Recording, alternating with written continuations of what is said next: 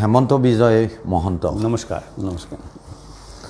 আপুনি ভাৰতীয় ৰাজহ সেৱাৰ হয় এগৰাকী অৱসৰপ্ৰাপ্ত শীৰ্ষ পদাধিকাৰ আৰু এটা বিশেষ সময়ত আপোনাৰ দৰে এজন অভিজ্ঞ ব্যক্তিক লগ পাই আমি কৰ সম্পৰ্কীয় কিছু কথা আলোচনা কৰিব খুজিছোঁ প্ৰথমে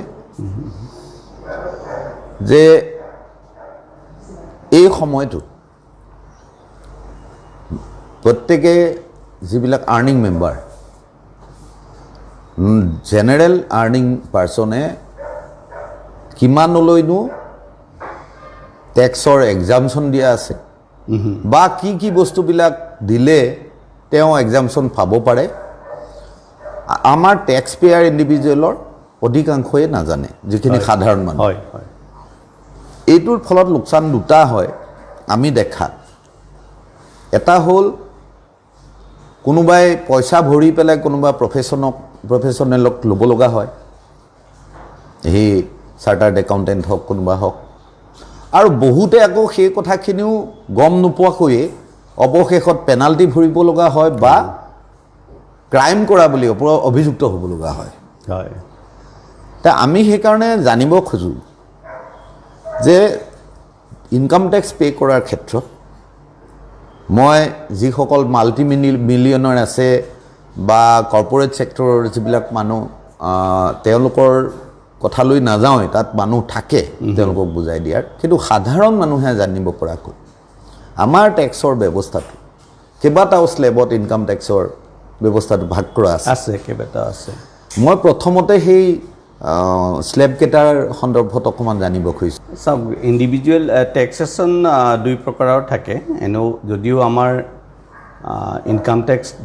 ইনকাম টেক্সৰ বিষয়ে আমাৰ চেণ্ট্ৰেল গভৰ্ণমেণ্টৰ যিটো টেক্স হৈ গ'ল সেইটো ইনকাম টেক্সৰ আৰু ইনকাম টেক্সৰ আকৌ দুটা ভাগ থাকে কৰ্পৰেট টেক্স বুলি থাকে ইণ্ডিভিজুৱেল ইনকাম টেক্সো থাকে আকৌ GSTটো হৈ গ'ল সেইটো বিজনেছ ছাইডৰ কিন্তু আমাৰ সকলোৰে এটা নিজা কনচাৰ্ণ থাকে যে আমাৰ নিজৰ ইণ্ডিভিজুৱেল যিখন ইনকাম টেক্স ৰিটাৰ্ণ সেইখন আমি কেনেকৈ পূৰাব লাগে কাৰণ যিখন কৰ্পৰেট টেক্স থাকে বিজনেছৰ টেক্স থাকে কোম্পানীৰ টেক্স থাকে তাৰ কাৰণে বহুত প্ৰফেশ্যনেল থাকে CA থাকে সেইসকলে কৰে ইণ্ডিভিজুৱেল টেক্সেশ্যনখনত কেইবাটাও কেটেগৰী থাকিলে আপোনাৰ চেলাৰী ইনকামখিনি থাকিলে হাউচ প্ৰপাৰ্টি ইনকাম থাকিলে ৰেণ্ট ডিভিডেণ্ড এইখিনি ইনকাম থাকিলে কেপিটেল গেইন থাকে প্ৰপাৰ্টি বেচা কিনা গতিকে সেই ইনকামখিনিৰ ওপৰত আমাৰ টেক্সেশ্যন হয় আৰু সাধাৰণতে 5 লাখৰ তলত ইনকাম টেক্স দিব নালাগে কিন্তু এতিয়া নতুন এটা ল হৈছে যদি আপোনাৰ TDS আছে টেক্স ডিডাক্টেড এট চ'ৰ্চ আছে কোনোবা আপুনি যদি কাৰোবাক ৰেণ্ট পে'মেণ্ট কৰিছে তেওঁ টেক্স ডিডাক্ট কৰে গতিকে তেওঁ আকৌ ৰিটাৰ্ণ ভৰিব লগা হয় বৰ্তমান যুগত প্ৰায় সকলোৱে ইনকাম টেক্স ৰিটাৰ্ণ দিব লগা হয় যিসকলৰ ইনকাম আছে TDS থাকিলে 5 লাখৰ তলত হ'লে হয়তো আপুনি পইচাটো ঘূৰাই পাব কিন্তু এই ইণ্ডিভিজুৱেল টেক্সেশ্যনখিনি প্ৰথমতে আমি দুই ভাগত হয় এডভান্স টেক্স আৰু TDS বুলি কয় যিসকলে গতিকে টেক্সটো চৰকাৰে মাৰ্চৰ আগতেই আপোনাক কালেক্ট কৰে ৰিটাৰ্ণ ভৰাৰ আগতে আপোনাৰ টেক্স কালেকশ্যন হৈ গ'ল ৰিটাৰ্ণখন ভৰাই যদি টেক্স দিব লগা আছে চৰকাৰক দিয়া হয় যদি বোলে নহয় মই টেক্স বেছি পে'মেণ্ট কৰিলোঁ মোৰ ইমান টেক্স নাই মোৰ 5 লাখৰ তলতে আছে টেক্স পে'মেণ্ট কৰিব নালাগে পেঞ্চনৰ কাৰণে বেলেগে আছে প্ৰভিজন তেতিয়া আমি ঘূৰাই পালোঁ গতিকে এই গোটেইখিনি সেইটোৱে ছিষ্টেমটো এতিয়া বস্তুটো ইনকাম টেক্স ডিপাৰ্টমেণ্টে গোটেইটো অনলাইন কৰিছে আমাৰ কম্পিউটাৰত আমি নিজেই গৈ পেলাই টেক্স অনলাইন খুলি টেক্সৰ আমি ৰিটাৰ্ণখন চাব পাৰোঁ তাত কি প্ৰয়োজন আছে এমাউণ্টখিনি ভৰাই দিলে আমাৰ নিজৰে হয় আৰু তাৰ বাবে আমাৰ বহুত বেছি ডাঙৰ প্ৰফেশ্যনেল বা CA বা চাৰ্টাৰ্ড একাউণ্টেণ্ট বা ইনকাম টেক্স প্ৰেক্টিশ্যনাৰ লোৱাৰ প্ৰয়োজন নাথাকে কিন্তু তথাপিও লোৱা যায় কাৰণ কেতিয়াবা কাৰোবাৰ ডিডাকশ্যনবিলাক থাকে আপুনি যি ডিডাকশ্যনৰ কথা ক'লে ডিডাকশ্যনখিনিও সহজ বৰ বিশেষ নাই যদি আমি হাউচ প্ৰপাৰ্টি থাকে তাত কিছুমান হাউচ প্ৰপাৰ্টি ইনকাম থাকে ৰেণ্টেল ইনকাম থাকে তাত কিছুমান ডিডাকশ্যন আছে সেইখিনি সেই ফৰ্মখনতে ওলাই পৰে যেতিয়া আমি কম্পিউটাৰত নিজৰ লেপটপত আমি গভৰ্ণমেণ্ট অফ ইণ্ডিয়াৰ সেই টেক্সেশ্যন ৱেবটো খুলি পেলাওঁ তেতিয়া তাত আমি গোটেই ফৰ্মখন পাই যাওঁ সেই ফৰ্মত অট'মেটিকেই হৈ যায় সেইখিনি ভৰাই গ'লে কিন্তু ধৰক যিখিনি মানুহে কম্পিউটাৰৰ ব্যৱহাৰেই নাই যিখিনি মানুহৰ কম্পিউটাৰৰ ওচৰত নাই তেখেতসকলে আমাৰ ডিপাৰ্টমেণ্টত কিছুমান সৰু সৰু বুকলেট থাকে আমাৰ যিটো তাত আস্ক চেণ্টাৰ বুলি কোৱা হয় আয়কৰ সেৱা কেন্দ্ৰ তাত সৰু সৰু কিছুমান বুকলেট থাকে সেই বুকলেটখিনি লৈ আহিলেও সেয়া ফ্ৰী দিয়া হয় সেই বুকলেটখিনি লৈ আহিলেও তেওঁলোকে বহুত গম পায় আৰু যদি কোনোবাই কুৱেৰি কৰে আমাৰ হেল্প ডেস্ক কেইটামান আছে হেল্প ডেস্ক এটা হেল্প নাম্বাৰ লাইনত ফোন কৰিলেও তেওঁলোকক বুজাই দিয়ে কি কৰে গতিকে গভৰ্ণমেণ্টৰ ফালৰ পৰা সকলোখিনি আছে খালি আমি অকণমান আগবাঢ়ি গৈ সুধিব লাগিব ইনকাম টেক্স ডিপাৰ্টমেণ্টৰ যিকোনো মই নিজেই প্ৰিন্সিপাল কমিশ্যনাৰ ইনকাম টেক্স হৈ থাকোঁতে বহুতে ফোন কৰে অৰুণাচলৰ বহুত ভিতৰুৱা গাঁৱৰ পৰা মানুহে ফোন কৰে যে আমি ট্ৰাইবেল মানুহ টেক্স দিব লাগে নালাগে আমি বাগানত আছোঁ টেক্স দিব লাগে নালাগে গতিকে আমি ৰিপ্লাই দিওঁ তাত আমাৰ কোনো সংকোচ নাই আমি সকলো ক্ষেত্ৰতে ৰিপ্লাই দি যাওঁ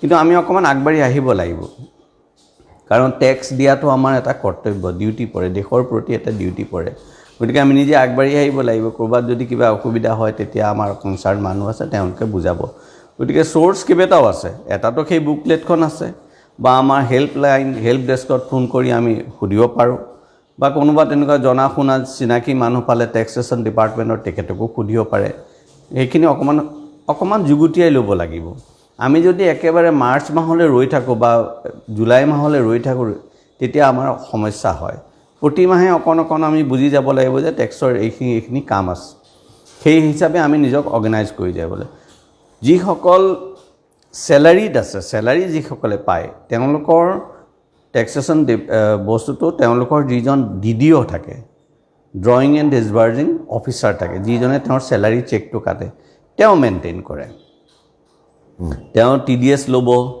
আপোনাৰ টেক্স কাটিব এডভান্স টেক্স ল'ব চব তেওঁ কৰে কিন্তু আমাৰ ডিউটি কি থাকে কেতিয়াবা কি হয় সেই DDOজনে টেক্সটো কাটিলে আপোনাৰ কিন্তু আপোনাৰ নামত ক্ৰেডিটটো নিদিলে বা ক্ৰেডিট দিলেও বেলেগৰ ভুল নামত দি দিলে গতিকে আপুনি যেনে তেনে 26AS বুলি এখন ফৰ্ম আছে সেই ফৰ্মখন চাই থাকিব লাগিব সেই ফৰ্মত আপুনি গম পাব যে আপোনাৰ পৰা যিখিনি টেক্স DDO লৈছে সেইখিনি আপোনাৰ নামত ক্ৰেডিট হৈছে নে নাই সেই ক্ৰেডিট নহ'লে কেতিয়াবা গৈ সমস্যা হয় ৰিফাণ্ডত প্ৰব্লেম হয় আপুনি ক্লেইম কৰিছে ডিপাৰ্টমেণ্টৰ হাতত ৰেকৰ্ড নাই গতিকে তেওঁ ঘূৰাই নাপায় কিন্তু কেইবাটাও যোৱা দশকত আমাৰ ডিপাৰ্টমেণ্টে ইমান কাম কৰিছে যে বস্তুটো একেবাৰে চিম্পল কৰিছে এতিয়া আপোনাৰ তেনেধৰণৰ কোনো স্ক্ৰুটনি নাই আজিৰ দিনত আপুনি কোনো টেক্স অফিচাৰক ফেচ কৰিব নালাগে সকলো ঘৰলৈ আহে গতিকে প্ৰতিজন ইনকাম টেক্স পেয়ী মইতো জানো মই ইনকাম টেক্স দিব লাগে নালাগে সেইটো আমি জানিব লাগিব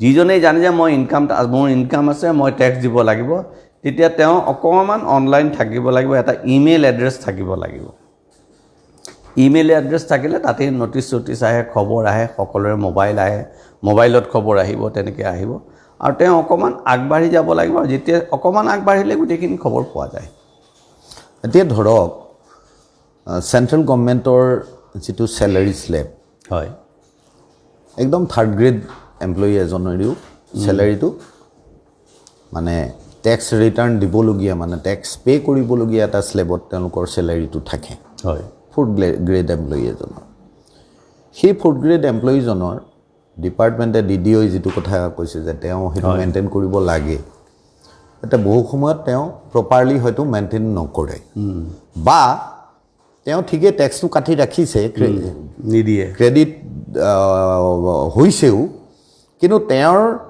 যিখিনি এক্সামশ্যন পাব লাগে ডিডাকশ্যন যিখিনিৰ কাৰণে হ'ব লাগে তেওঁ আচলতে টেক্সটো নিদিয়াকৈও এইটো হৈ যায় তাৰ কিছুমান ক'ত এক্সামশ্যন আছে সেইটো এটা সমস্যা সকলোতে আছে চাওক মই যেতিয়া ছিডনীত MBA কৰি আছিলোঁ তেতিয়া অষ্ট্ৰেলিয়ান টেক্সেশ্যন ডিপাৰ্টমেণ্টৰ লগত কাম কৰাৰ সুযোগ পাইছিলোঁ তেওঁলোকৰ তাতো মানুহে ছিডনীৰ মানুহেও নাজানে তেওঁলোকৰ টেক্স কিমান দিব লাগে ডিডাকশ্যন কিমান পায় একো নাজানে তেওঁলোক তেতিয়া আমাৰ ওচৰলৈ আহিছিল আমি তেওঁলোকক ক'ব লাগিব আপুনি এইটো বেনিফিট পাব আপুনি সেইটো বেনিফিট পাব তেওঁলোক বৰ সুখী হয় পইচাটো ঘূৰাই পায় গতিকে এইটো অকণমান কমপ্লিকেটেড ইনকাম টেক্স লখন সদায় কমপ্লিকেটেড আপুনি USA গ'লেও কমপ্লিকেটেড USA কওক অষ্ট্ৰেলিয়া কওক এনি কাণ্ট্ৰি টেক্সেশ্যন সদায় কমপ্লিকেটেড ল হয় আৰু ডিডাকশ্যনবোৰৰ কাৰণে যদি কোনো ডিডাকশ্যন আমি নিদিওঁৱেই 5 লাখত ইমান টেক্স 10 লাখত ইমান টেক্স 15 লাখত ইমান টেক্স বুলি কৈ থ'লে একেবাৰে চিম্পল হৈ যায়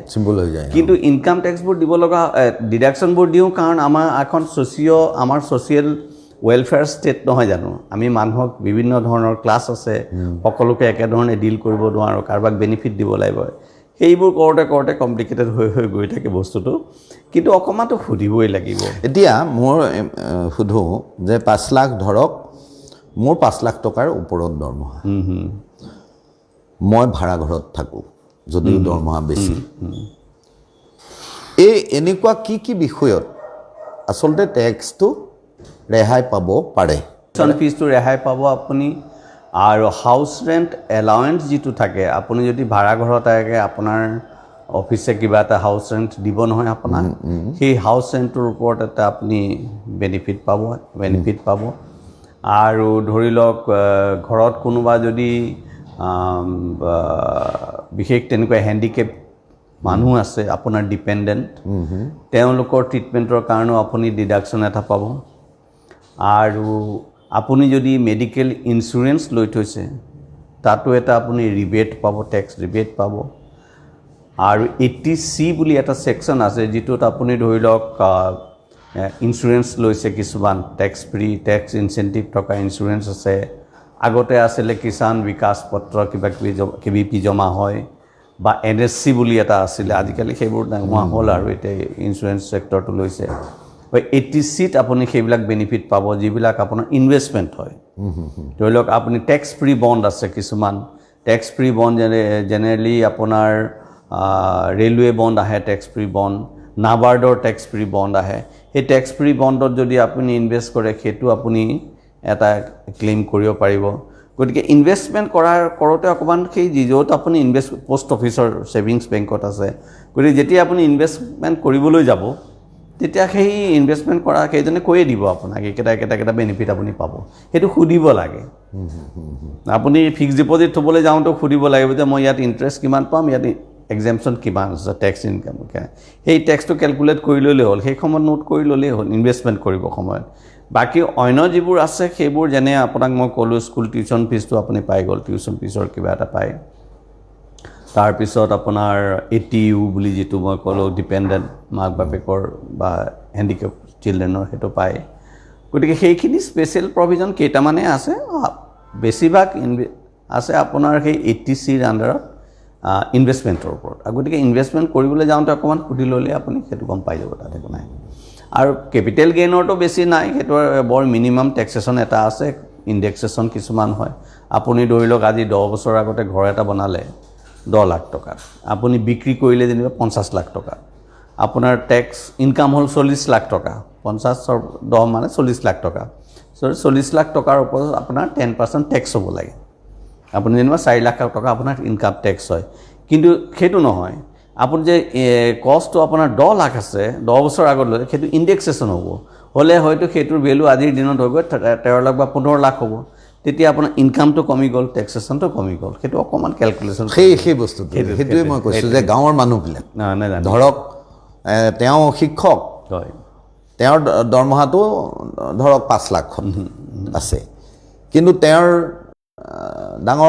গাঁৱৰ ডাঙৰ ঘৰ আছিল তাৰে হয়তো দেউতাকৰ দিনত পোৱা কিছু বাতি বেছি পইচাও পাই এখন গাড়ীও কিনিছে যে তেওঁ কিন্তু নাজানে সেই বস্তুখিনি যে তেওঁ ৰেহাইটো কেনেকৈ পাবগৈ হঠাৎ এদিন যেতিয়া টেক্সৰ পৰা কোনোবা মানুহ গৈ ওলালগৈ তেওঁ বিচাৰিলে যে তুমি টেক্স পে' কৰা নাই তেতিয়াহে তেওঁ এটা অফেন্সত পৰি যায় তেনেকুৱা বহুত হয় আপোনাৰ ষ্টেম্প ডিউটি যিবিলাক খৰচ আছে সেইখিনিও বেনিফিট পাই যায় আৰু চহৰৰ পৰা কিছু দূৰত গাঁও অঞ্চলত হ'লে কিছুমান প্ৰপাৰ্টি আপোনাৰ হেৰিত নাহিব টেক্সেশ্যন নাহে এগ্ৰিকালচাৰ প্ৰপাৰ্টিবিলাক নাহে চহৰৰ ওচৰত হ'লে 8 কিলোমিটাৰ 10 কিলোমিটাৰ ভিতৰত হ'লে আপুনি পাব গতিকে সেই বস্তুটো সেই বিক্ৰী কৰাৰ সময়ত আপোনাৰ মুঠতে যিকোনো এটা ইনকাম কৰাৰ সময়ত অকণমান সজাগ হ'ব লাগিব যে মোৰ কিবা টেক্সেশ্যন আহিব নেকি সেইকণ অকণমান সজাগ হ'ব লাগিব অকণমান সুধি ল'লেই হ'ল কোনোবা এজনক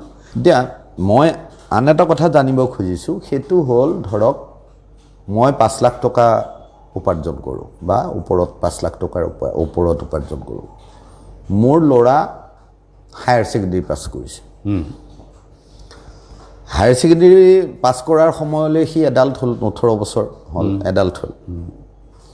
এতিয়া হায়াৰ ছেকেণ্ডেৰীৰ সময়তে কিছুমান কম্পিটিটিভ এক্সাম হয়। এই পৰীক্ষাবিলাকত আকৌ কি থাকে যে EWS ইকনমিকেলি উইকাৰ ছেকশ্যন বুলি এটা কোটা কেটেগৰী থাকে। সেই কেটেগৰীৰ এটা কোটা থাকে যে সেই কেটেগৰীত যদি পৰে ইকনমিকেলি উইকাৰ ছেকশ্যন হয়, ST হ'লে ধৰক 30%, SC হ'লে 50%। তো ইকনমিকেলি উইকাৰ ছেকশ্যনৰ বাবে ধৰক 70% মাৰ্কছ পালে সি চিট পাব। এতিয়া মোৰ যিহেতু উপাৰ্জনটো 5 লাখৰ ওপৰত, মই টেক্স পেইড পাৰ্চন, মোৰ ল'ৰাটোৰ কাৰণে ইকনমিকেলি উইকাৰ ছেকশ্যন মানে বুলি চাৰ্টিফিকেটখন মই বিচাৰিবগৈ নোৱাৰোঁ। মোৰ ফেমিলি মেম্বাৰ হিচাপে সেই ল'ৰাটো আছে, অথচ সি এডাল্ট হ'ল। এডাল্ট হোৱাৰ লগে লগে সি ইণ্ডিভিজুৱেল হ'ল। ইণ্ডিভিজুৱেল হোৱাৰ লগে লগে সি কিন্তু আৰ্নিং মেম্বাৰ নহয়, ডিপেণ্ডেণ্টেই হয়। ডিপেণ্ডেণ্ট। যে তাৰ চাৰ্টিফিকেটখন কোনে দিব বা সেই চাৰ্টিফিকেটখন পোৱাৰ যোগ্য হয়নে নহয়? সেইটো অকণ মাৰ্জিনেল কেছ হৈ গ'ল, মাৰ্জিনেল কেছ হয়। আৰু সেইটো তেওঁলোকে JEEত কি ধৰণে চাৰ্টিফিকেটটো লয় মই চাব লাগিব। ইকনমিকেলি উইকাৰ ছেকশ্যনৰ কাৰ পৰা লয়, কিছুমানে লয়। সকলোৱে ইনকাম টেক্স পে'টো নাচায়, হয়তো বাপেক মেকৰ ইনকাম টেক্সৰ ৰিটাৰ্ণ বিচাৰিব, তেনেকুৱা ধৰণৰ পেৰেণ্টছৰ যিজনৰ ওপৰত তেনেকুৱা চাব। চাই পেলাই তেওঁলোকৰ এটা নিশ্চয় থাকিব, সেইটো ক্ৰাইটেৰিয়াটো তেওঁলোকে নিজেই ডিচিশ্যন ল'ব। ইকনমিকেলি চাৰ্টিফিকেটখন দিব লাগে।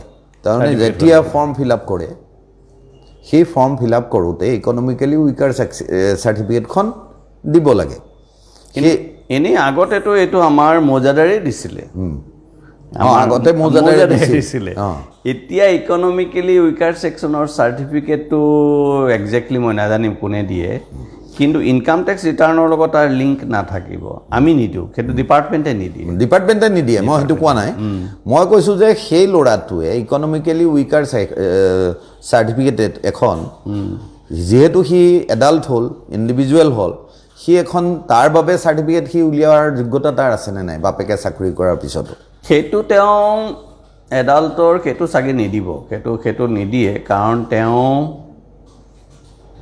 আপোনাৰ এডাল্টৰ লগত তেওঁ চাকৰি নোপোৱালৈকে তেওঁ ডিপেণ্ডেণ্ট হৈয়ে থাকিব। গতিকে পেৰেণ্টছৰ ইকনমিকেলি উইকাৰ পজিশ্যনটোৱে চাব লাগিব।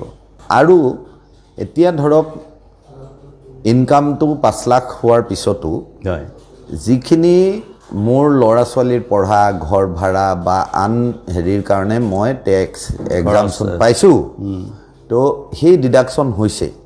হোৱাৰ পিছত তাৰমানে মই টেক্স পেয়াৰ নহয়। তেতিয়া সেই মানুহজন ইকনমিকেলি উইকাৰ হিচাপে প্ৰযোজ্য হ'বনে নহয়? তাকেতো সেই ক্ৰাইটেৰিয়াটো হয়তো চাব লাগিব। সেই ক্ৰাইটেৰিয়াটো আমাৰ ডিপাৰ্টমেণ্টে এক্সামিন নকৰে। সেইটো ইনকাম টেক্স ডিপাৰ্টমেণ্টে সেইটো এক্সামিন নকৰে, ইকনমিকেলি উইকাৰ হয় নে নহয়। সেই যিসকলে এডমিশ্যন দিব, আপোনাৰ IIT JEEৰ হয়তো বেলেগ হ'ব, মেডিকেলৰ হয়তো বেলেগ হ'ব, সকলোৰে বেলেগ বেলেগ এটা ক্ৰাইটেৰিয়া থাকিব। তেওঁলোকেহে ডিচিশ্যনটো ল'ব। মই নাভাবোঁ ষ্টেট গভৰ্ণমেণ্টেও দিব বুলি মই নাভাবোঁ সেইখন চাৰ্টিফিকেট। গতিকে সেই চাৰ্টিফিকেটখন তেওঁলোকৰ ওপৰত নিৰ্ভৰ কৰে। আমি এইখিনি গ'লোঁ একদম সাধাৰণ মানুহৰ ক্ষেত্ৰত হোৱা যিখিনি সমস্যা। এতিয়া বিজনেছ ক্লাছটো এটা লেভেললৈকে তেওঁলোকে সম্ভৱতঃ টেক্স পে' কৰিবলগীয়া নাথাকে। এটা লেভেলৰ বিজনেছলৈকে টেক্স ৰেটটো ল' আৰু টেক্স ৰেটটো ল' হয়। কিমানমান টকাৰ ব্যৱসায়লৈকে সেই হেৰিটো থাকে? টেক্সটো সকলোৱে দিব লাগে, কিন্তু আপোনাৰ এটা লেভেললৈকে অডিট ৰিপৰ্টটো এপ্লাই হয়, একাউণ্টছবিলাক অডিটেড কৰিব লাগে।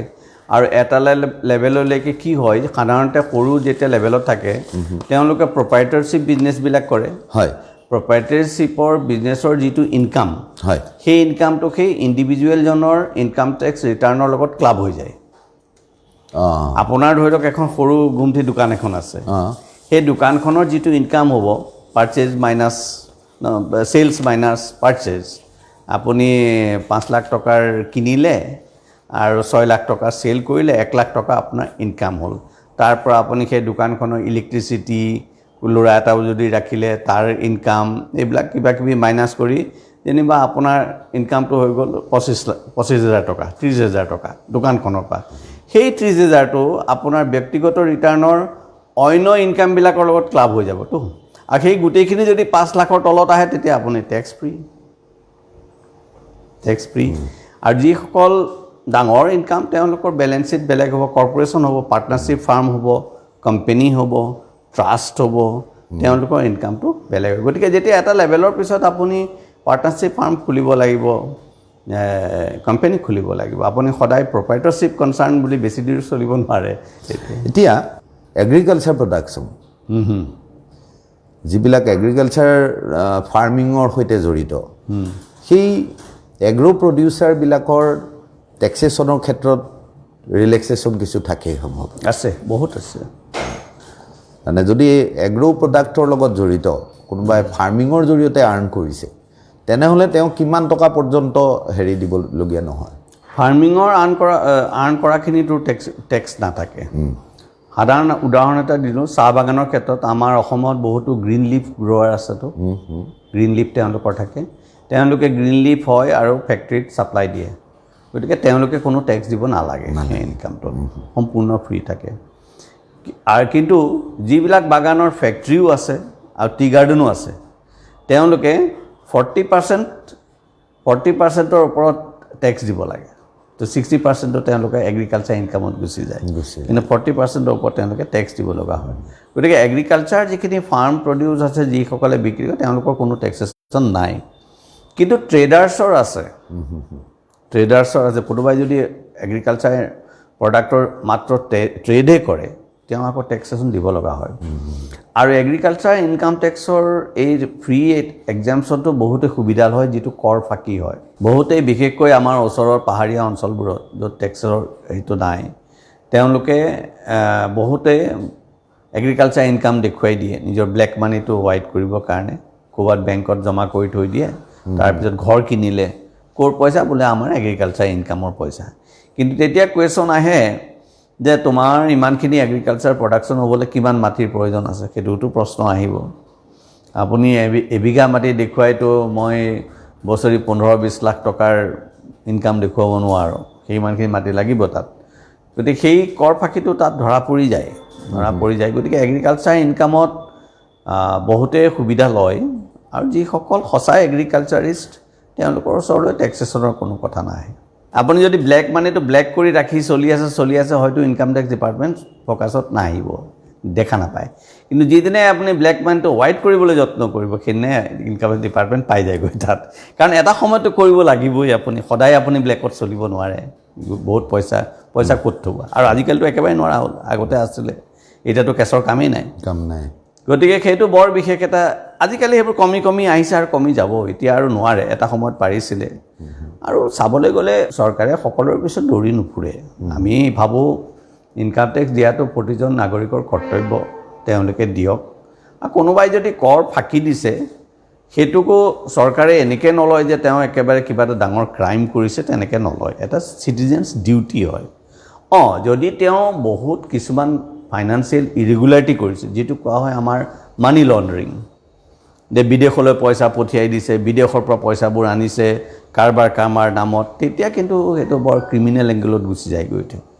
মানি লণ্ডাৰিংটো ক্ৰিমিনেল এংগলত গুচি যায় কাৰণ তাত বহুত টেৰৰিষ্ট ফাণ্ডিং থাকে সেইকাৰণে ক্ৰিমিনেল এংগল হৈ গ'ল নহ'লে এনেই কোনোবাই যদি নিজৰ ক'লা ধনটো কিবা ডেইৰী ফাৰ্ম কৰি কিবা কৰি অকণমান হোৱাইট কৰাৰ যত্ন কৰিছে যেতিয়ালৈকে ধৰা নপৰে ঠিকেই আছে কিন্তু যিদিনা ধৰা পৰিব সেইদিনা তেওঁ ব্যাখ্যা দিব লাগিব আপুনি ভাবেনে যিটো ডিমনিটাইজেশ্যনৰ জৰিয়তে মানে ব্লেক মানিটো হোৱাইট কৰাৰ যিটো অভিযান চলি সেইটো 100% ছাকচেছ হ'ল বুলি আমাৰ ইণ্ডিয়াত আমাৰ ভাৰতবৰ্ষখন বহুত ডাঙৰ দেশ বহুত ডাঙৰ কমপ্লিকেটেড ছিষ্টেম পপুলেশ্যনো বহুত বেছি বেংকিং ছিষ্টেম আমাৰ সিমান এফিচিয়েণ্ট নহয় যিমান হ'ব লাগিছিল এতিয়াই হৈছে ডিমনিটাইজেশ্যনৰ সময়ত সিমান এফিচিয়েণ্ট নাছিলে 100% ছাকচেছটো হ'ব বুলি ক'ব নোৱাৰি সকলোৱে জানে কিন্তু এটা ডাঙৰ এটা ইম্পেক্ট হ'ল সকলো সজাগ হ'ল বিশেষকৈ নিউ জেনেৰেশ্যনটোৱে তেওঁলোকে জানিছে,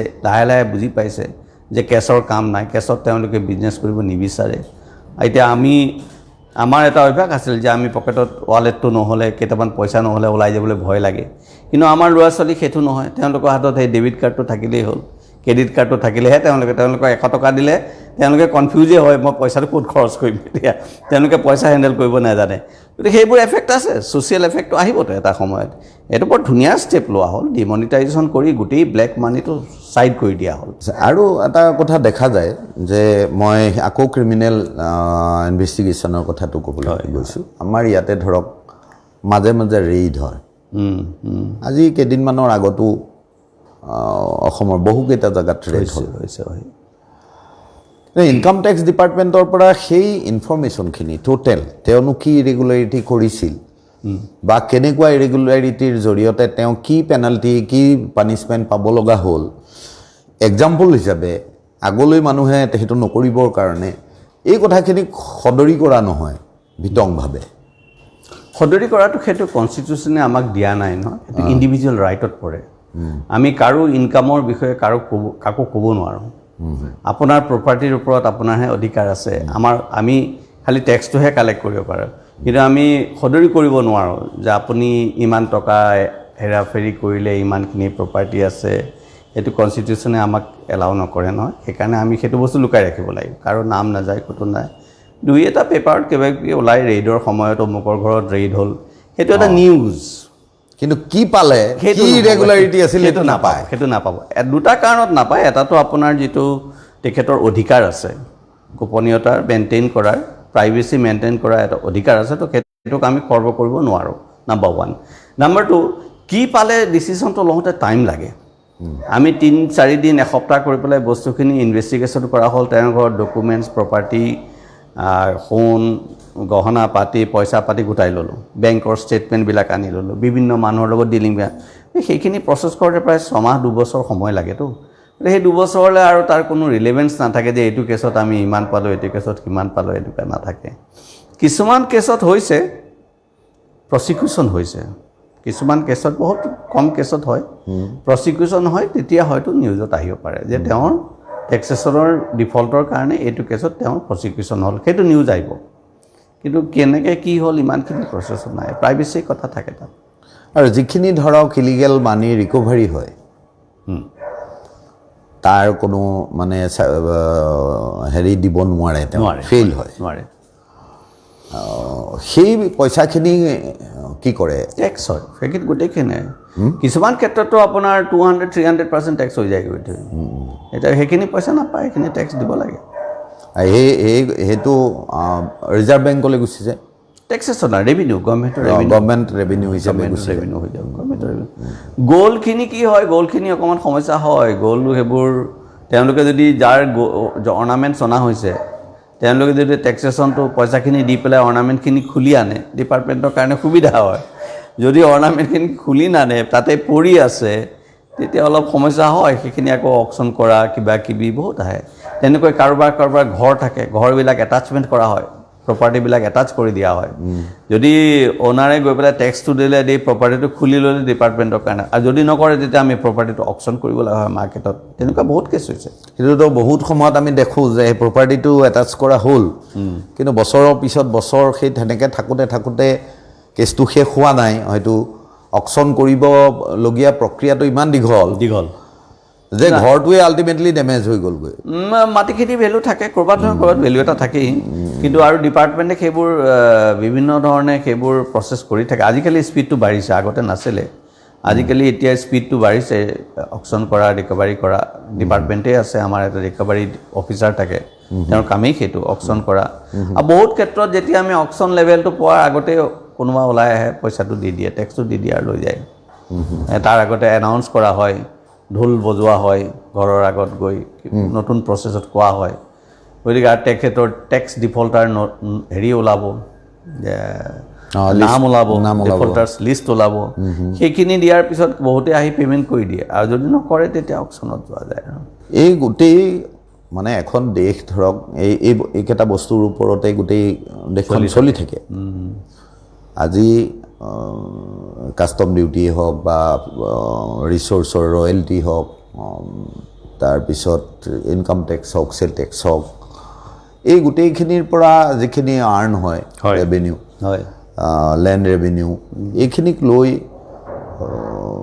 যিখিনি আৰ্ণ হয় তাৰ ওপৰতে দেশখন চলি থাকে।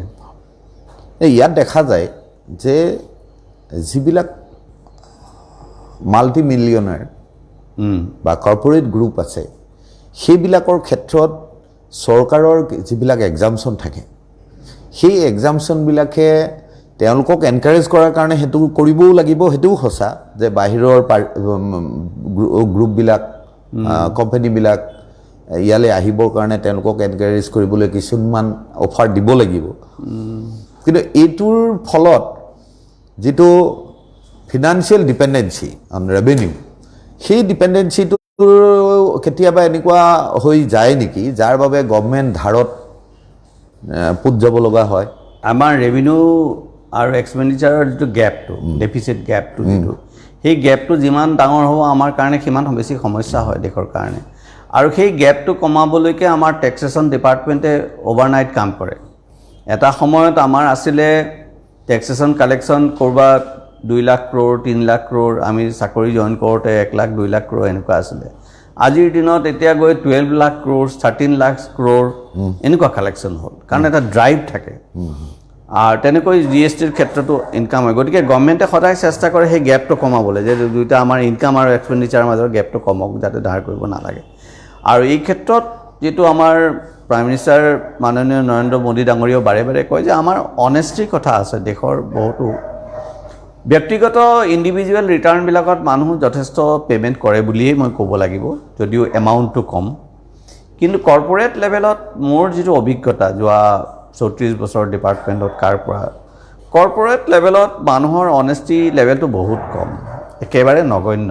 মহাত্মা গান্ধীয়ে কৈছিলে যে এই কৰ্পৰেটবিলাকে নিয়মমতে নিজকে এখন ট্ৰাষ্টৰ ট্ৰাষ্টি হিচাপে ল'ব লাগে।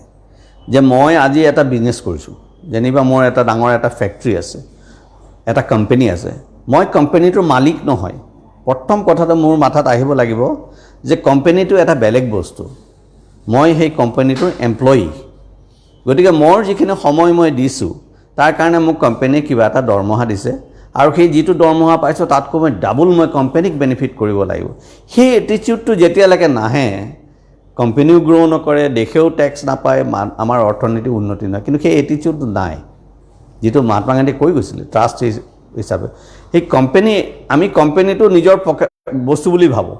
মই ভাবোঁ যে মই আজিৰ পৰা মই ইমান মেহনত কৰি এই কোম্পানীটো বনালোঁ, এইটো বিজনেছ বনালোঁ, মই কি পালোঁ? সেইটো উত্তৰ নহয়।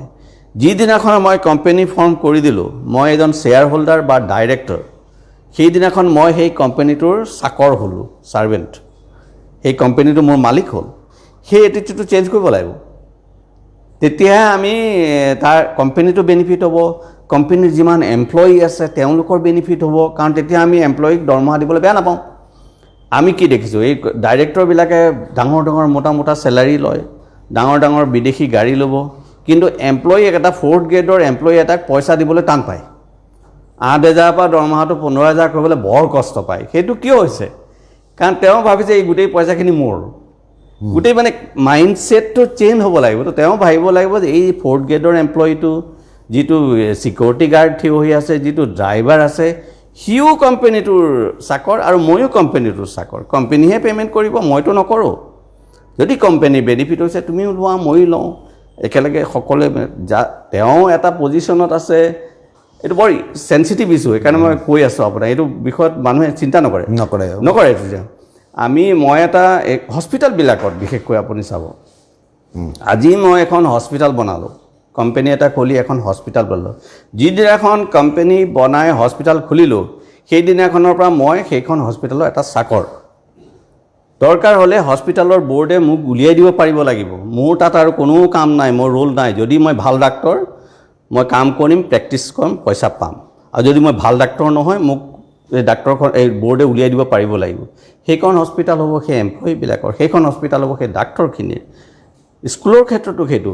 কিন্তু সেই কনচেপ্টটো নাহিলেতো আপোনাৰ টেক্স নাহিব নহয়, আৰু সেইকাৰণে নাহে। এতিয়া ডক্তৰবিলাকে বা এডভোকেটবিলাকে যথেষ্ট আৰ্ণ কৰে হয় এটা অভিযোগ থাকে যে ফিজ ইমান বেছি এটা অপাৰেশ্যন কেছত যদিও হস্পিটেল এখন প্ৰাইভেট হস্পিটেলত কাম কৰিছে তেওঁ এটা হ'ল তেওঁ চেলাৰী এটা লৈছে আন এটা হ'ল তেওঁ কৰা অপাৰেশ্যনটো চাৰ্জাৰীটোৰ বাবে এটা তেওঁ স্পেচিয়েল টকা সেই পেচেণ্টৰ পৰা লৈছে সেইটো তেওঁ কিন্তু তাৰ বাবে কোনো ৰচিদ দিয়া নাই যিহেতু তেওঁ ইণ্ডিভিজুৱেলি তাৰ বাবে কোনো ৰচিদ দিয়া নাই তেওঁ কিমান টকা দিনটোত আৰ্ণ কৰিলে তাৰ কোনো হিচাপ নাই সেই হিচাপটো হস্পিটেলৰ হেৰিলৈ গুচি গৈছে আৰু এই ডাক্তৰজনৰ যিটো এনুৱেল ইনকাম সেই ইনকামত তেওঁৰ নৰ্মেল যিটো প্ৰেক্টিছ নেদেখুৱাই তাৰ 10% এটা পইচাৰহে হিচাপটো হয়তো দেখুৱাই থোৱা আছে এডভোকেটৰো তেনেকুৱা একোটা কেছত হয়তো 25 লাখ 30 লাখ টকা আৰ্ণ কৰিছে কিন্তু তাৰ কোনো ৰচিদ দিয়াৰ চিষ্টেম নাই তে এনেকুৱা প্ৰফেশ্যনৰ যিবিলাক মানুহ সেই প্ৰফেশ্যনৰ মানুহবিলাকক টেক্সে কেনেকৈ নাকি লগাব ধৰা হৈছে বহুত ডাক্তৰে এডভোকেটসকলক ধৰা অকণমান টান হয় দেই তেখেতসকলৰ ফ্ৰেংকলি স্পিকিং যথেষ্ট প্লানিং থাকে কিন্তু বহুত ডাক্তৰে টেক্স দিব লগা হৈছে বহুত ডাক্তৰে এটা সময়ত দিব লগা হয় আমি নিজেই বহুত ডাক্তৰৰ টেক্সেশ্যন তেনেকৈ উলিয়াইছোঁ বহুতৰ ক্ষেত্ৰত প্ৰচিকিউশ্যন আৰম্ভ হৈ গৈছে প্ৰচিকিউশ্যনৰ কোৰ্টত আৰম্ভ হৈছে প্ৰচিকিউশ্যনৰ ক্ষেত্ৰত আকৌ এটা কম্পাউণ্ডিং বুলি বস্তু আছে আমাৰ কম্পাউণ্ডিং কৰি দিয়েতো এটা কম্পাউণ্ডিং দি দিলে প্ৰচিকিউশ্যনটো উইথড্ৰ কৰি লোৱা হয় তেনেকুৱা কেছ নহ'লে বহুতটো জেললৈ গুচি গ'ল হয় গতিকে ডাক্তৰখিনিৰ কাৰণে সমস্যা হয় তেখেতসকলে প্লানিং কৰিব নাজানে কিন্তু আমাৰ এডভোকেটসকলে ধুনীয়াকৈ প্লানিং কৰে গতিকে অলপ দিগদাৰী হয় কানুনৰ বস্তুটো আইনৰ বস্তু কিন্তু সেইটো এটা সেয়া আৰু সেৱাৰ ভাৱটোৰ কথা সেৱা লাগে ডক্তৰসকলে হয়তো ভাবে বহুতে আমি ইমান কষ্ট কৰি পঢ়িলোঁ ডক্তৰসকলে বহুত পঢ়িব লগা হয় দেই বহুত পঢ়িব লগা হয় ইমান কষ্ট কৰি পঢ়িলোঁ বা কোনোবাই কেপিটেশ্যন ফিজো দিয়ে ইমান দিওঁ গতিকে মোৰ এটা অধিকাৰ আছে চাৰ্জ কৰা সেইটো তেওঁলোকৰ নিজৰ ব্যক্তিগত মনৰ কথা আৰু কোনে কি ভাবে সেৱাৰ মনোভাৱ ল'লে সেইটো নাহে কেতিয়াও নাহে আমি গভৰ্ণমেণ্টৰ যিখিনি বেলেঞ্চ তাৰমানে ৰেভিনিউ আৰ্ণ কৰা আৰু এক্সপেণ্ডিচাৰ সেই গেপটো বেছি হৈ থকাৰ কাৰণে সদায় ডেফিচিট বাজেটত দেশখন চলি থাকিব লগা হয় তাৰ বাবে IMF হওক বা ৱৰ্ল্ড বেংক এই বিভিন্ন অৰ্গেনাইজেশ্যনৰ পৰা লোন ল'ব লগা হয় আৰু লোনৰ যিটো ইণ্টাৰেষ্ট সেইটো বেছি হয় আৰু সেইটো আল্টিমেটলি পিপুলছৰ ওপৰতে গৈ পৰিবগৈ ৱেলফেয়াৰ ৱৰ্কছ হয়তো কৰিব নোৱাৰি তেনেকুৱা অৱস্থাত বাৰু আপুনি ভাবেনে যে কিছুমান আঁচনি গভৰ্ণমেণ্টে লয় যেনে মই উদাহৰণ এটা দিওঁ লাষ্ট কংগ্ৰেছ গভৰ্ণমেণ্টৰ পিৰিয়ডত 22 টকাৰ চাউলটো যিটো BPLত 6 টকাত পাই আছিল ধৰক 3 টকাত পাই আছিল নৰ্মেলি 22 টকাৰ চাউলটো 10 টকাত পাই আছিলে সেইটো 3 টকা কৰি দিলে আৰু অন্নপূৰ্ণা অন্তোদয়া বুলি সেইটো বিনামূলীয়া কৰি দিলে এটকীয়া কৰি দিলে চিফ মিনিষ্টাৰ্ছ কিবা এখন মুখ্যমন্ত্ৰী অন্তোদয়া আঁচনি বুলি পেলাই সেইটো 10 টকাত কৰিলে জেনেৰেল চবেই পাব 10 টকাত চাউল 22 টকাৰ চাউলটো ধৰক 10 টকাত দিয়া হ'ল কিনোতে কিন্তু গভৰ্ণমেণ্টে পইচাটো দিব লগা হৈছে তাৰপিছত এতিয়া ধৰক সেই চাউলটো ফ্ৰী কৰি দিয়া হ'ল ফ্ৰী কৰি দিয়াৰ পিছত বা প্ৰায়বিলাক মানুহৰ পভাৰ্টিৰ তলৰ মানুহৰ একাউণ্টত টকা ভৰাই দিয়া হ'ল তাৰে দুটা এফেক্ট আমাৰ সন্মুখত চকুত পৰে এটা হ'ল মানুহজনে কাম নকৰাকৈ পইচা যিহেতু পায় কাম কৰিবলৈ এৰি দিলে মাহেকত যিটো চাউল পৰিয়ালটোক লাগে সেই চাউলখিনি যিহেতু বিনামূল্যে পায় গতিকে খেতি কৰিবলৈ এৰি দিলে তে এই দুটাই এটা হ'ল মানুহখিনিক কৰ্মবিমুখ কৰা অসমৰে যদি ছবিখন আমি চাওঁ যে পথাৰবিলাকত খেতি নকৰা হৈ গ'ল মানুহ এটা ক্ষতি সেইটো মানুহখিনি পংগুৰ নিচিনা হৈছে আনটো ক্ষতি হ'ল তেওঁলোকক ৱেলফেয়াৰ ষ্টেটৰ যিটো আদৰ্শ বা নীতি সেইটো অনুসৰণ কৰাৰ দাম যিটো টকা দি দিয়া হৈছে ছাবচিডিৰ বাবে হওক বিনামূলীয়া চাউল দিয়াৰ বাবে হওক বা তেওঁৰ একাউণ্টত টকা দিয়াৰ বাবে হওক এই টকাটো ক'ৰ পৰা আকৌ দিয়া হৈছে ধাৰ লৈ পেলাই সুদ ভৰা ধাৰৰ টকা দি দিয়া হৈছে এইটোৱে আমাৰ ডেফিচিটটো আৰু বঢ়াই নিদিব জানো এইটো আপুনি বহুত ডাঙৰ প্ৰশ্ন কৰিছে কাৰণ এইটো চাওক ইয়াত দুটা প্ৰশ্ন মই বুজি পালোঁ এটা হ'ল ছাবচিডিৰ কথাটো আৰু এটা হ'ল direct benefit to the person আৰু এইটো এই ইছ্যুকেইটা হ'ল মেক্ৰ' ইকনমিক ইছ্যু হ'ল আৰু ইকনমিক্সৰ মানুহে ভালকৈ উত্তৰ দিব পাৰে মই ইকনমিক্সৰ ষ্টুডেণ্ট নহয় আপোনাৰ সাধাৰণ জ্ঞানেৰে মই ক'ব লাগিব কিন্তু গভৰ্ণমেণ্টৰ আঁচনিবিলাক এনেকুৱা অহাৰ আগতে আমাৰ নীতি আয়োগ আছে ডাঙৰ ডাঙৰ ইকনমিষ্ট আছে তেওঁলোকৰ এডভাইজৰ মতে তেওঁলোকে কামটো কৰে গতিকে মেক্ৰ' ইকনমিক ইছ্যুত আমাৰ ইকনমিষ্টসকলে কি ধৰণে কি ভাবি কৰিছে থিয়ৰিটো দিছে সেইটো হয়তো মই ইয়াৰ পৰা বুজি নাপাম কিন্তু ইয়াত দুটা কথা থাকে আপোনাৰ যেটো সাবসিডি ইস্যুটো সদায় কোৱেশ্চন থাকে আমাৰ ভাৰতৰ নিচিনা এখন দেশত আপোনাৰ সাবসিডি থাকিবও লাগিব সাবসিডিৰ পৰা কিছুমান লোকচানো আছে সেই বেলেন্সটো গভৰ্ণমেণ্টে মেইনটেইন কৰি চলিব লাগিব সাবসিডি বন্ধ কৰিব নোৱাৰি এতিয়া আপোনাক মই ইন্ডাষ্ট্ৰি ইয়াত সাবসিডি আমাৰ নৰ্থ ইষ্টত বহুত দিলে কাম হ'ল জানো নহ'ল এটা গভৰ্ণমেণ্টে নৰ্থ ইষ্ট ডেভেলপ কৰিবলৈহে দিছিলে সাবসিডি কিন্তু তাৰ মাজতে কিছুমান ব্ৰেইন থাকে নহয় তাকে টুইষ্ট কৰিবলৈ কেইটামান ব্ৰেইন থাকে শ কোটি টকা হেতু ওলাই গ'ল আপুনিও জানে মই জানো সেইখিনি ক'ত গৈ কিন্তু গভৰ্ণমেণ্টে কি কৰিব যে নৰ্থ ইষ্টখন ডেভেলপ কৰিব লাগে আমাৰ ইণ্ডাষ্ট্ৰি খুলিব লাগে গতিকে আমি সাবসিডি এটা দিলোঁ সেইটো এটা ডাঙৰ পলিচি তাৰ বেড এফেক্ট ভাল গুড এফেক্ট তেনেকৈ ডাইৰেক্ট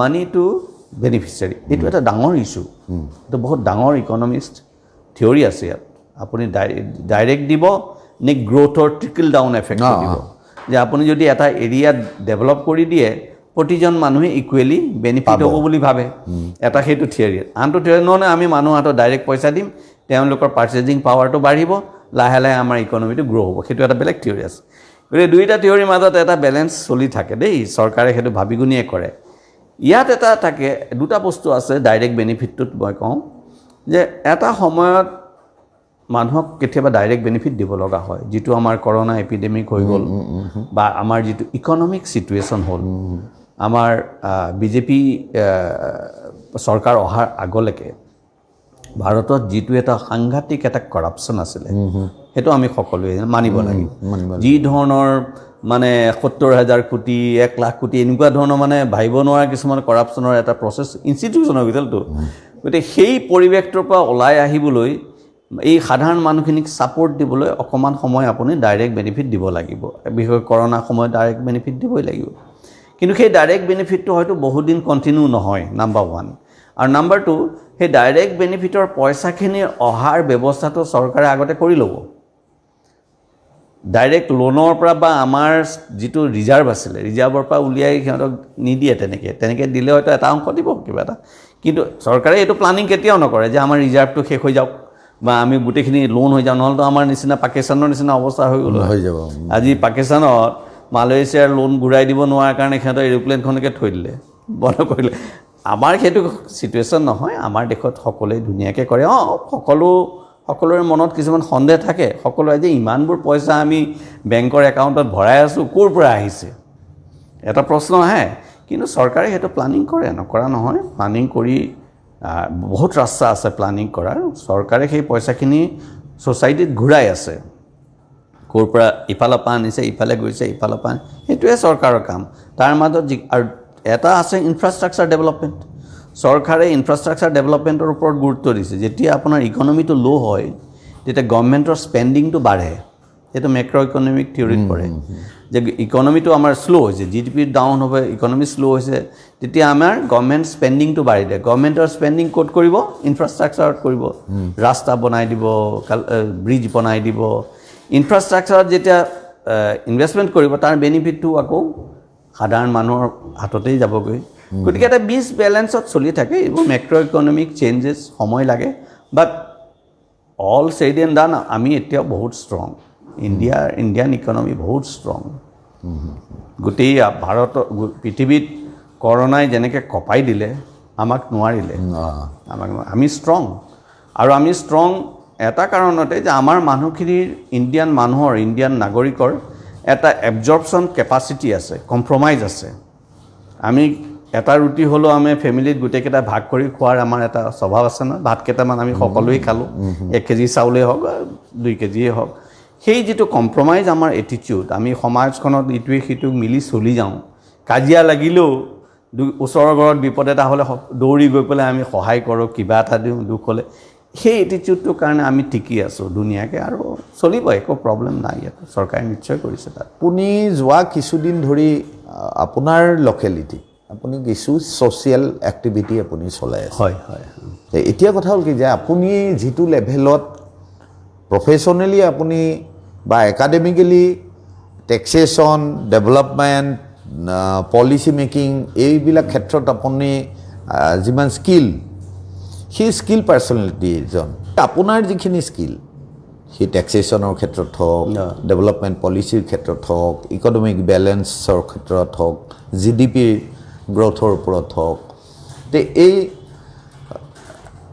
সকলো দিশ সামৰি পেলাই মানুহখিনিৰ গোটেই অসমৰ অন্ততঃ অসমৰ যিখিনি মিডল ক্লাছক সজাগ কৰাৰ কাৰণে আৰু তাৰ জৰিয়তে সাধাৰণ শ্ৰেণীৰ মানুহৰ সজাগ কৰাৰ কাৰণে ইনষ্টিটিউচনেল কিবা কৰাৰ পৰিৱৰ্তে আপুনি একদম গহপুৰত আপোনাৰ ডেভেলপমেণ্টেল কাম কাজত আপুনি আপোনাৰ কাম কাজ আৰম্ভ কৰিছে, চলাই আছে।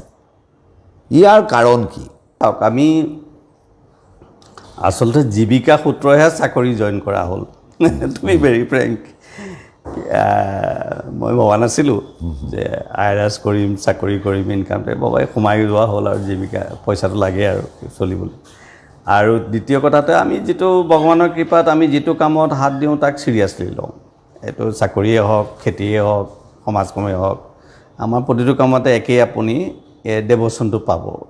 ঘৰটো চাফা কৰাতে হওক, যাতে এইটো এটা স্বভাৱগত আমাৰ আছে। আৰু গতিকে চাকৰিটো চিৰিয়াছলি কৰা হ'ল, 34 ইয়েৰ বহুত ডাঙৰ ডাঙৰ কাম কৰা হ'ল। কেতিয়াবা বহিলে কথা পাতিমো বাৰু, বৰ ডাঙৰ এটা সময়ত গোটেই অল ইণ্ডিয়াত চিজাৰত আটাইতকৈ ডাঙৰ কেছ ময়ে চিজাৰ কৰিছিলোঁ দিল্লীত থাকোঁতে, আৰু বহুত ডাঙৰ ডাঙৰ মানুহৰ কেছ চাইছোঁ। গতিকে এনজয় কৰিলোঁ মই সেইটো।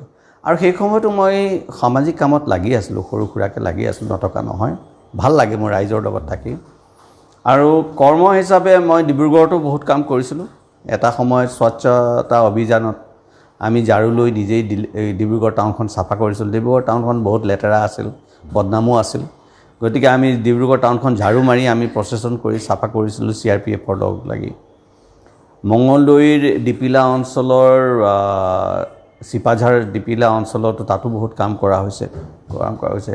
কিন্তু গহপুৰখনত মই সোমাই থাকোঁ কাৰণ তাত মোৰ ঘৰ আছে, নিজৰ নেটিভ প্লেচ এখন, মানুহখিনি চিনি পায়, ঘৰৰ গোটেইখিনি মানুহ।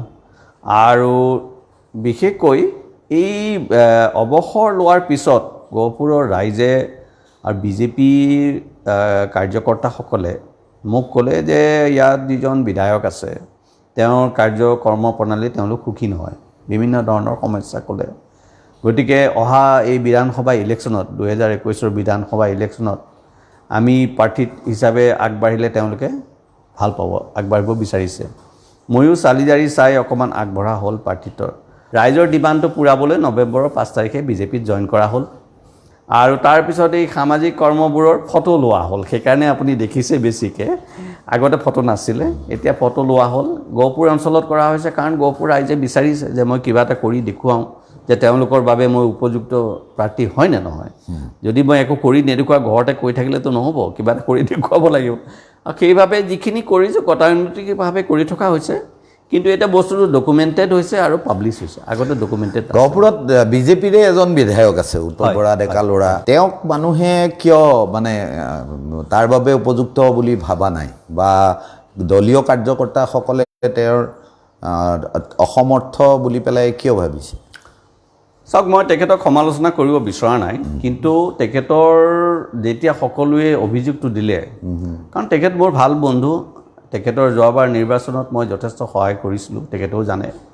তেখেতক মই বিচাৰিছিলোঁ, মই ভবাই নাই এইবাৰ তেখেত নহ'ব বুলি।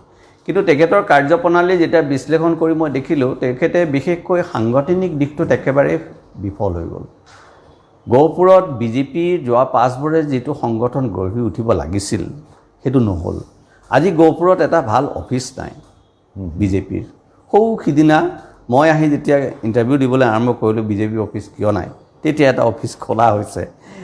প্ৰতিটো মণ্ডলত এটা সুন্দৰ অফিচ লাগে, বহি পেলাই মিটিং কৰিবলৈ জেগা এটা নাই, অফিচ নাই। আৰু যিসকল পুৰণা বিজেপিৰ কাৰ্যকৰ্তা আছিল সেইসকলক সম্পূৰ্ণ চাইডলাইন কৰি দিয়া হ'ল।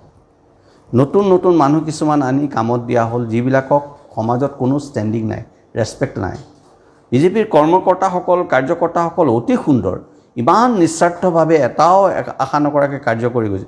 তেওঁলোকে এটা সময়ত বিজেপিৰ কাৰণে কৰ্ম কৰিছিল, যেতিয়া তেওঁলোকে ঘৰৰ ভিতৰত দৰ্জা মাৰি থাকিব লগা হৈছিল কংগ্ৰেছৰ মানুহৰ উৎপাতত বা সমাজৰ মানুহৰ উৎপাত। কিন্তু সেই ৱৰ্কাৰখিনিক তেওঁ ছাইড কৰি দিলে। গতিকে সাংগঠনিক দিশটোত তেখেত ফেইলাৰ। আৰু এতিয়াই যদি বিজেপিয়ে নিজৰ সংগঠনটো গঢ়ি নলয়, কেতিয়া গঢ়িব? প্ৰথম 5 বছৰটো বাৰু ওলাই গ'ল, এতিয়া নেক্সট 5 বছৰটো আমি কাম কৰিব লাগিব না, সংগঠন লাগিব সেইটো। আৰু 2 নম্বৰ কথাত, যিবিলাক চৰকাৰী স্কিম তেওঁ ইমপ্লিমেণ্ট কৰিলে, সেই স্কিমবিলাক ইমপ্লিমেণ্ট কৰাত বহুত খেলি মেলি আছে। সিদিনা ব্লকৰ BDOৰ এগেইনষ্টতো এটা ডাঙৰ নিউজ ওলাই গৈছে, আপোনালোকে প্ৰিণ্ট মিডিয়াত ওলাইছিল নে ক'ত মই দেখিছোঁ, BDOৰ এনকুৱাৰীও আৰম্ভ হৈছে। গতিকে এনেকুৱা ধৰণৰ খেলি মেলি যিবোৰ আছে, সেইটোততো আৰু ৰাইজে তেখেতক কিমান চপাই ল'ব সন্দেহ আছে। আৰু সেইকাৰণে আমি আমাৰ প্ৰাৰ্থিত্ব দিছোঁ। বিজেপি পাৰ্টীৰ শীৰ্ষস্থানীয় নেতাই যদি ভাবে আমি উপযুক্ত, আমাক দিব, তেখেত উপযুক্ত, আৰু যাকেই দিয়ে আমি। তেখেতে ঠিকা কৰে নেকি? তেখেত বেচিকেলি কণ্ট্ৰাক্টৰ, ঠিকাদাৰ হয়। তেখেতে ঠিকাই কৰিছিলে ইয়াৰ আগতেও, আৰু সেই ঠিকা কৰে কাৰণে তেওঁৰ বিজনেছ আৰু ৰাজনীতি, সমাজসেৱা চব মিক্স হৈ গ'ল। সেই মিক্সিংটোত খেলি মেলি হ'ল। আমি যেতিয়া ৰাইজৰ প্ৰতিনিধি হৈ যাওঁ, চাওক, মই যেতিয়া ৰাইজৰ প্ৰতিনিধি হ'বলৈ গৈছোঁ, তেতিয়া মই মোৰ নিজকে প্ৰিন্সিপাল কমিশ্যনাৰ ইনকাম টেক্স বুলি ভাবি থাকিলে নহ'ব নহয়। মই মানুহৰ লগত তেতিয়া মই তাত ঠিকাদাৰ বা মোৰ বিজনেছ বা মোৰ ল'ৰাটোৱে চাকৰি পাওক, ভায়ে চাকৰি পাওক, এইবোৰ বিচাৰি পেলাই নহ'ব নহয়। মই ৰাইজৰহে প্ৰতিনিধি, ৰাইজৰ আশা পূৰণ কৰিব লাগিব তাত। সেইটো গতিকে সেই মিক্স আপটো হৈ গ'ল যে, সেইটো কাৰণে বেছি খেলি মেলি হ'ল তাত। গতিকে নাজানো কি হয়, আৰু আমি চেষ্টা কৰোঁ। গহপুৰত ধৰক, গহপুৰখন অতি ঐতিহ্যপূৰ্ণ এটা জেগা, সুন্দৰ সমষ্টি এইটো। আৰু এই গহপুৰখন কিন্তু তেনেই ক্ষুদ্ৰ কেইখনমান নৈয়ে, চট্ৰং জাতীয়, চট্ৰং হয়, কেইফুটমান জাপ মাৰি পাৰ হ'ব পৰা নদী। বাৰিষাটো নাথাকেই, খৰালি পানীয়ে নাথাকে, পানী নাথাকে, বালি থাকে। আৰু বাৰিষা বা যিকোনো সময়ত ৰুদ্ৰমূৰ্তি ধৰি গোটেই মানুহক সদায়, এইটো মই 20-30 বছৰ এই অৱস্থাটো দেখি আহিছোঁ। এই সৰু সৰু নদী কেইখন নিয়ন্ত্ৰণ কৰা বা সেইখিনিক যদি ড্ৰেজিং কৰি পেলাই তাৰ পোত খোৱাৰ কাৰণে এইটো হৈছে বুলি মই ভাবোঁ। কাৰণ সেইটোৱেই অৰুণাচলৰ পৰা কঢ়িয়াই অনা বালি মাটিয়ে পুতি পেলোৱাৰ বাবে পানী বেছি হ'বই নালাগে। অৰুণাচলত বৰষুণ হ'লেই ইয়াত বান হয়, বান পায়, আৱতৰতো হয়, খৰালিও হয়, এই নদীকেইখন নিয়ন্ত্ৰণ মানে তেওঁলোক সেইখন এক্সকেভেশ্যনৰ জৰিয়তে, ড্ৰেজিঙৰ জৰিয়তে সুঁতিটো মোকলাই দিলে তাত বানৰ সমস্যাটো হয়তো নাথাকিব। আৰু সেইকেইখন বহুত দীঘল নৈও নহয়, বহুত দীঘল নহয়। আপোনালোকে উৎপল বৰাই হওক বা তাৰ আগত ৰিপুণ বৰাই হওক, তেওঁ মন্ত্ৰী আছিল, এই কামকেইটা কিন্তু কৰিব নোৱাৰিলে। অতি সৰু কাম, ষ্ট'ৰেজ, য'ত ধান প্ৰিজাৰ্ভ কৰি উপযুক্ত দামত বিক্ৰী কৰাৰ যিটো ধাৰণা, সেই ধাৰণাটোক শক্তিশালী কৰাৰ কাৰণে পৰিকল্পিতভাৱে সেইটো কৰা হৈছিল। কিন্তু সেইটো জয়ী কৰি চাফা হৈ গ'ল। তে আপুনি কি ভাবে যে আপুনি এই কামখিনি কৰিব বুলি পেলাই এটা সংকল্প লৈ পেলাই ইয়ালৈ আহিছে, নে আপুনিও উৎপল বৰাত পৰিণত হ'ল? 100%। মই এই কামখিনি আজি নহয়, আপুনি জানি সুখী হ'ব, আজি প্ৰায় 25 বছৰে মই ধান খেতিৰ লগত জড়িত হৈ আছোঁ। আমাৰ ঘৰৰ মাটিখিনি নিজে খেতি কৰোঁ, আৰু আনকি ওচৰ চুবুৰীয়া মাটিও আমাক খেতি কৰিবলৈ দিয়ে। তেওঁলোকে নোৱাৰে, লছ হয় যে। গতিকে মই 2 মোন ধান 3 মোন ধান পাৰ বিঘা দি তেওঁলোকৰ মাটিখিনিও খেতি কৰি দিওঁ। গতিকে খেতিৰ বিষয়ে মই জানো সমস্যাটো কি হৈছে। আৰু যিটো আমি আচৰিত হ'ব, এতিয়া আমি প্ৰতি কুইণ্টেল ধান 800 টকা বা 1100 টকাত বিক্ৰী কৰোঁ। কাৰণ ধানটো ষ্টক থ'বলৈ মোৰ সময় নাই, লোকচান হ'ব, নিগনিয়ে খাব, ধানৰ ওজন কমি যাব, ইফালে পৰিব সিফালে পৰিব। গতিকে মই ধানখিনি মৰণা মাৰি আমি লগে লগে 800 টকা 1100 টকাত বিক্ৰী কৰিলোঁ। কিন্তু আজিৰ দিনত মিনিমাম ছাপোৰ্ট প্ৰাইচ আপোনাৰ 1800 টকা কুইণ্টেল। গতিকে মোৰ এইখিনি লোকচান হ'ল। সেইখিনি কোনে পালে? সেই যি ষ্টক কৰি থ'লে, কোনোবা এটা বেপাৰীয়েতো লৈ পেলাই ষ্টক কৰিছে। গতিকে এইটো ডাঙৰ সমস্যা, এইটো মই মই প্ৰথমটো এইটোৱে কৰিম কাম যে এই মিনিমাম আমাৰ খেতিয়কখিনিয়ে যাতে উচিত মূল্য পায় তাত এটা যদি কল্ড ষ্ট'ৰেজ আমাৰ গোটেই কনষ্টিটুৱেঞ্চিত এটাও কল্ড ষ্ট'ৰেজ নাই জিন্দিয়াত এটা আছে ওচৰত তাৰ বাহিৰে কল্ড ষ্ট'ৰেজটো সকলোতকৈ প্ৰথমে বনাব লাগে কল্ড ষ্ট'ৰেজ নহ'লে আপোনাৰ শাক পাচলি খেতি কেনেকৈ কৰিব শাক পাচলি আপুনি থ'ব ক'ত আলুখিনি থ'বলৈ জেগা নাই আমাৰ বাকী কবি টবিৰ কথাটো মই পিছতেই কৈছোঁ আলুখিনি যদি আমি কৰোঁ আলুটো অলপ দিন থ'ব পাৰি কল্ড ষ্ট'ৰেজত সেইটো ব্যৱস্থাও নাই কল্ড ষ্ট'ৰেজ এটা বনোৱাত কি আপত্তি আছে কওকচোন 50 লাখ টকাত 1 কোটি টকাত এটা ধুনীয়া কল্ড ষ্ট'ৰেজ হৈ যায় আমি কিমান কি বনাই ফুৰিছোঁ ক'ৰবাত কিবা এইটোৱে প্ৰথম বনাব লাগে কল্ড ষ্ট'ৰেজ গতিকে এইটো দিশত কাম হ'ব বহুত কাম হ'ব আৰু গহপুৰ সমষ্টি ধুনীয়া সমষ্টি কাম বহুত আছে যিফালে হাত দিয়ক আপুনি বানপানীৰ যিটো সমস্যা কৈছে গৰাখহনীয়া যিটো সমস্যা কৈছে আজিলৈকে কোনো বৈজ্ঞানিক ভিত্তিক তাৰ অধ্যয়ন হোৱা নাই আপুনি ইতিমধ্যে সমাজ সেৱাৰ কথা কৈছোঁ আপুনি বৃক্ষৰোপণৰ পৰা আৰম্ভ কৰি কিছুমান ইৰ'জন প্ৰটেকশ্যনৰ এনেকুৱা কিছু পদক্ষেপ লৈও আছে বুলি পেলাই মই শুনিছোঁ আৰু আপোনাৰ পৰিয়ালটোও সেই ধৰণেৰে এটা পৰম্পৰাত আছে সংস্কৃতিবান হেৰিৰ পৰম্পৰা এটা আছে হঠাৎ আপুনি ৰাজনীতিলৈ অহাৰ হেৰি মিলিছে কিমান সফল হয় সেইটো মই ক'ব নোৱাৰোঁ কিন্তু মানুহে আশা নিশ্চয় কৰিব আপোনাৰ পৰাও মানুহে বিচাৰিব আপুনিও কিবা কৰিবলৈ হয়তো আগ্ৰহ এটা লৈ আহিছে কিন্তু আপুনি কিমান আশাবাদী যে অহাবাৰ বিজেপিয়ে চৰকাৰ কৰিব মইতো 100% আশাবাদী যে বিজেপিৰে চৰকাৰ হ'ব অন্য কোনো ৰাস্তা নাই বহুত ভাবি গুণি আমি বিজেপিত জইন কৰিছোঁ আৰু 2 নম্বৰ কথাটো হ'ল বিশেষকৈ গহপুৰ সমষ্টিত আমাৰ জনগোষ্ঠী বিভিন্ন জনগোষ্ঠীৰ যিটো গাঁথনি কোনো এটা বিশেষ প্ৰভাৱিত নহয় দেই কোনো এটা আপুনি যদি জনগোষ্ঠী লয় বা তেওঁলোকৰ প্ৰভাৱ নাই ডমিনেন্সটো নাই গতিকে এনেকৈ বিভিন্ন জনগোষ্ঠীক মিলাই সকলো ভাষা ভাষী সংস্কৃতিক মিলাই ইকনমিক ডেভেলপমেণ্ট অৰ্থনৈতিক বিকাশৰ দিশত আগবঢ়াই লৈ যাব পৰা দলটো হ'ল ভাৰতীয় জনতা পাৰ্টি অকণমান গাইড দিলে আমি এটা সাংঘাতিক ৱৰ্ক ফ'ৰ্চ পাই যাম আমাৰ বৰ্তমান বিধায়ক সেইখিনিতে ফেইলৰ হ'ল যে আমাৰ যিখিনি নিস্বাৰ্থ সেৱক আছে তেওঁলোকক যদি আমি সংগঠিত কৰি এটা গাইডেন্স দিওঁ ডাইৰেকশ্যন দিওঁ তেওঁলোকেই লৈ যাব গোটেই কনষ্টিটুৱেঞ্চিক আগবঢ়াই লৈ গুচি যাব এতিয়া আপোনাৰ বিধায়কজনৰ দৰে আন কিছু বিজেপি বিধায়কৰো তেনেকৈ ফেইলৰ হোৱা বুলি পেলাই অভিযোগ আছে ধৰক সেই তেনেকুৱা কাৰণত যদি দলটোৱে বিধায়কৰ সংখ্যা হ্ৰাস পাই যায় তেনেকুৱা হ'ব নালাগে সেইটো আৰু শীৰ্ষস্থানীয় নেতাসকলে বিচাৰিব মইতো এটা কনষ্টিটুৱেঞ্চিতে বৰ্তমান মনোযোগ দি আছোঁ বাকীবোৰত ক'ত কি হৈছে মোৰ ইমান চাবলৈ সময়ো নাই আৰু সেইখিনি ক্ষমতাও নাই আজিৰ দিনত কাৰণ সৌখিদিনা চাকৰিৰ পৰা ওলাই আহিছোঁ আৰু কৃষিৰ কথা আপুনি কৈ আছিলে যে এইটো সময়ত আকৌ পাঞ্জাৱ হাৰিয়ানাৰ খেতিয়কে কৃষি বিল কেইখনৰ বিৰুদ্ধে ধাৰাবাহিক আন্দোলন অব্যাহত ৰাখিছে তেওঁলোকৰ মতেদি সেইকেইখনে কৃষকক সাংঘাতিকভাৱে ক্ষতিগ্ৰস্ত কৰিব তে আপুনি কি ভাবে যে এই কৃষি বিলকেইখনে অসমৰ কৃষকক লাভৱান কৰিব বুলি পেলাই আপুনি কেনেধৰণে ভাবিব পাৰে পাঞ্জাৱ হাৰিয়ানাৰ চিটুৱেশ্যনটো কি বা তেওঁলোকে কি ধৰণে আন্দোলন কৰিছে কি ভাবি কৰিছে সেইটোৰ লগত হয়তো আমাৰ নৰ্থ ইষ্ট বা অসমৰ বস্তুখিনি নিমিলে আমাৰ কৃষি বিলত প্ৰধান কথাটো হ'ল মিনিমাম ছাপৰ্ট প্ৰাইচ যে কৃষকে আপুনি মই নিজে কওঁ আজিৰ দিনত আমাৰ 1 বিঘা মাটি ধান খেতি কৰিলে আপোনাৰ 1500 টকা খৰচ হয় কিন্তু আপুনি 1500 টকা নাপায় 1100 টকা পায় 400 টকা লছ হ'ল প্ৰতি কুইণ্টেল ধানত আৰু কিন্তু যদি আপুনি মিনিমাম ছাপৰ্ট প্ৰাইচটো নিদিয়ে খেতিয়কে আমাৰ লাভটো ধান খেৰ কেইডাল যদি ডেইৰী সেইকাৰণে মই ডেইৰী ফাৰ্মো খুলিব লগা হ'ল ধান খেৰ কেইডাল খুৱাই অকণমান লাভ হওক গোটেইখিনি লিংক হৈ থাকে গতিকে অসমৰ কাৰণে মিনিমাম ছাপৰ্ট প্ৰাইচটো বহুত প্ৰয়োজন আৰু যিটো আমাৰ মোদী চৰকাৰে দিছে কোনো মোদী চৰকাৰে বাৰে বাৰে কৈছে MSP আছিল থাকিব আছে আৰু থাকিব গতিকে MSP যেতিয়ালৈকে আছে আমাৰ কৃষি বিলৰ এগেইনষ্টত কথা ক'বলগীয়া একো নাই আমি আশা কৰিম যে আপোনাৰ যিখিনি দক্ষতা সেই দক্ষতাখিনি সামগ্ৰিকভাৱে অসমৰ বিকাশৰ বাবে ব্যৱহৃত হওক আপুনি সফল হওক তাকে আশা কৰি আজি আলোচনা ইমান ধন্যবাদ বহুত ধন্যবাদ